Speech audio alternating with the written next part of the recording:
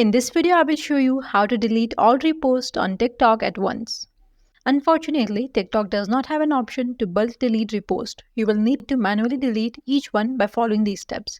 Open your TikTok app, go to your profile, click on the repost icon, and now scroll through the videos and locate the one you want to remove.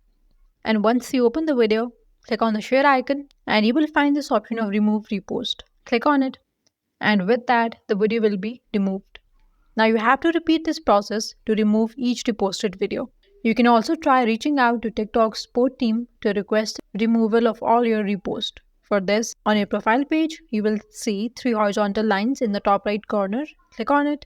Now choose Settings and Privacy. In the Settings menu, scroll all the way down and click on Report a Problem. Here, choose Account and Profile and then click on Other. This will take you this chat window.